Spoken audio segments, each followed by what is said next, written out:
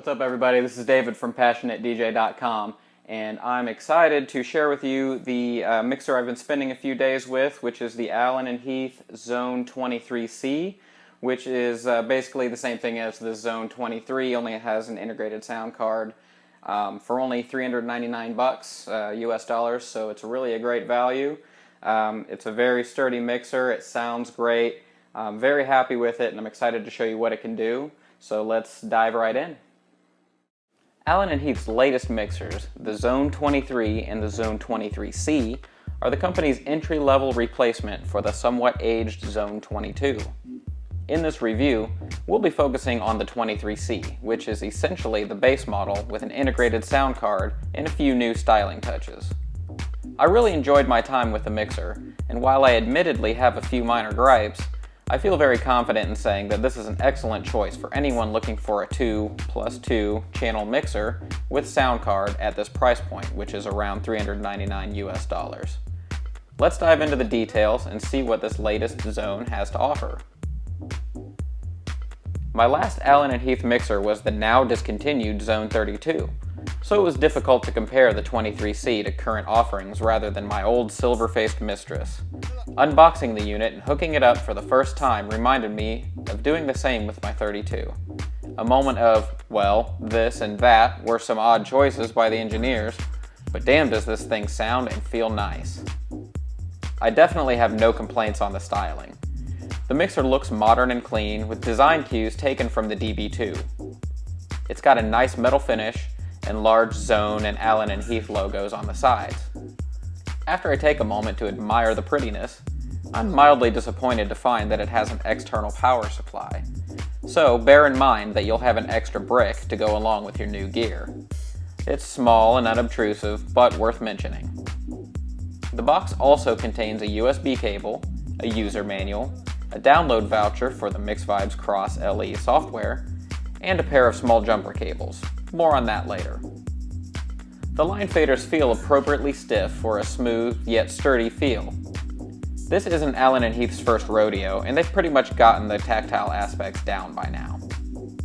The crossfader is much more loose by comparison, as it should be, and is Innovator compatible for the scratch DJs. All of the knobs are nice and grippy, with solid center detents for the EQs. The crossfader curve is selectable between linear and a sharp on and off for scratching. There is no crossfader reverse option, however, a downside for scratch DJs that prefer hamster style. The 23C boasts a nice set of amenities for such a small and affordable mixer. Dual headphone outputs, small and large, XLR outputs, XLR mic input, booth outputs, record out, and an effects send return loop. Another cool feature is the X-Link port on the back. For the uninitiated, this is basically an RJ45 connection, which is like Ethernet, which allows you to connect XONE K2 controllers without using up USB ports on your laptop. MacBook users like myself are always up for anything that saves our limited USB ports, though I honestly would have preferred an integrated USB hub instead, a la the Native Instruments Control Z2. Still, it's nice to know that the option is there for the brand loyal. The combination of the XONE 23C, the Cross LE software, and a pair of K2s results in a rather nice, complete budget setup for the modularly minded digital DJ. I wanted to try out both the analog and integrated digital aspects of the mixer, so I connected one of my trusty Technics on the right while playing digitally from the left, utilizing the internal sound card. Being a Tractor guy, I was pleased to find that the XONE's audio interface popped up straight away in the settings on my MacBook. I literally plugged in the mixer's power cord, connected the USB cable, and started playing a track in seconds. This is a 2+2 mixer, meaning that it's 2 channels and 4 inputs.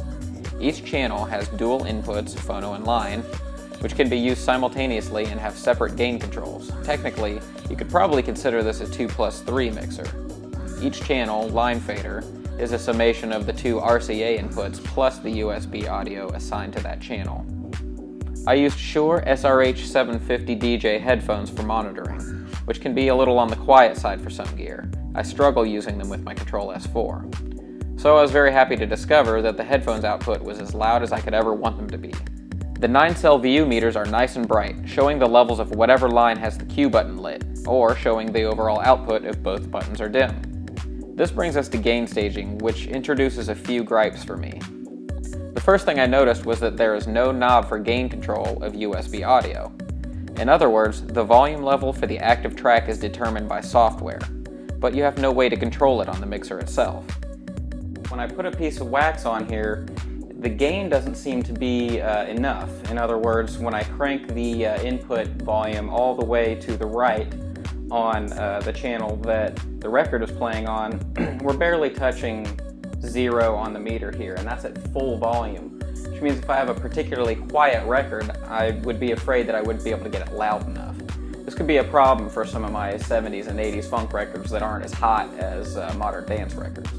These things aside, I was pleasantly unsurprised to hear the phenomenal sound quality that is inherent to the Allen & Heath brand. The Total Kill EQs are as smooth as butter and are a complete joy to mix with. The faders and knobs all feel right. And of course, I would be remiss if I didn't mention the now legendary VCF filter that the Zone sports. If you don't know the Allen & Heath filters by now, you should get hip. They are pretty much the best sounding filters in the industry. To some, this will be a minor detail to skip over. To me, this is almost the selling point of this mixer. One selling point of the Zone 23C is the fact that it includes MixVibes Cross LE, which is DVS enabled. However, the small jumper cables I mentioned earlier play a role here. It seems that in order to enable DVS functionality, you have to actually open up the mixer, like with a screwdriver. The manual states, this job should be entrusted to an authorized service agent whilst the mixer is still under warranty, as any damage due to incorrect procedure will not be covered. There is always the option to use your own DVS software of choice, like Tractor Scratch or Serato, but as the mixer is not certified for those applications, you'll be bringing your own audio interface anyway. At that point, you should save $100 and get the base model Zone 23. The Zone 23C is a terrific mixer for the price, considering everything that you get. It's a well-built piece of gear that does a few things and does them well. The filter alone is reason enough for many DJs to go the Zone route over other entry-level mixer options. It's good for beginners and seasoned pros alike, appropriate for the modular digital DJ, the scratch DJ, and even the DVS DJ. A few gripes aside, I'd have no qualms about spending my hard-earned money on it, especially when the amount of money is impressively low.